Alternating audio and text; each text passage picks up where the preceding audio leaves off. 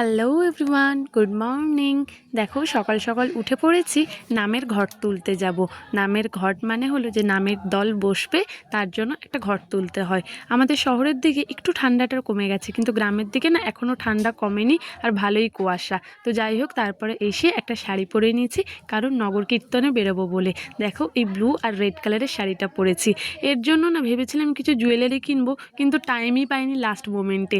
তার জন্য কিছু সোনার গয়না ছিল, সেগুলো দিয়েই পরে নিয়েছি। তো যাই হোক, তারপরে দেখো কত লোক বেরিয়েছে, মোটামুটি অনেক লোকই বেরিয়েছে। আমাকেও একটু দেখে নাও, আর কেমন লাগছে আমাকে কিন্তু কমেন্ট করে জানিও। শাড়িটা না প্রচণ্ড সুন্দর শাড়িটা। তো যাই হোক, তারপরে দেখো অনেকে অনেক মজা করেছে, আমিও অনেক মজা করেছি। এই বাড়ির পুজোটা না যেন একটা ইমোশনের মতন, এত ভালো লাগে, আর মোটামুটি সবার সাথে দেখা হয়।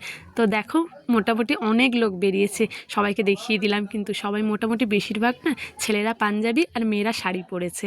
আর এটা পরেছিলাম রাত্রিবেলা একটা হোয়াইট কালারের চুড়িদার।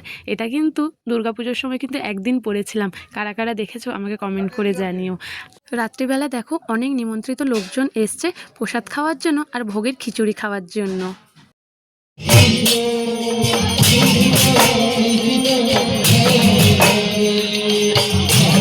আমি একা কেন নাম গান শুনবো, তোমাদেরকেও একটু শুনিয়ে দিলাম। তো যাই হোক, তার পরের দিনে খাওয়া দাওয়া। আর আমাদের বাড়িতে না বোঁদে, তারপরে দই, এগুলো আমাদের বাড়িতেই সব বসানো হয়।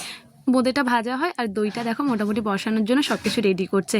কালকের খাওয়ান দাওয়ান যেহেতু, রাত থেকে সবজি কাটা রান্না বান্না সব ভোর রাত থেকেই আরম্ভ হবে, তার জন্য রাত থেকেই সবজি কাটাকাটি আরম্ভ হয়েছে।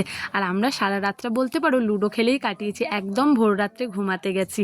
তো দেখো ফার্স্টে তো অল্প করে খিচুড়ি খেয়েছিলাম, তারপরে ভাত খেয়ে দিয়ে যখন মুখ ধুতে আসি তখন ভাবলাম কটা বাজে, দেখি 2টো বেজে গেছে, আর তখন সবে সবে রান্না শুরু হয়েছে। তো ব্যাস, আজকের এখানেই শেষ করলাম, কাল আবার দেখা হবে।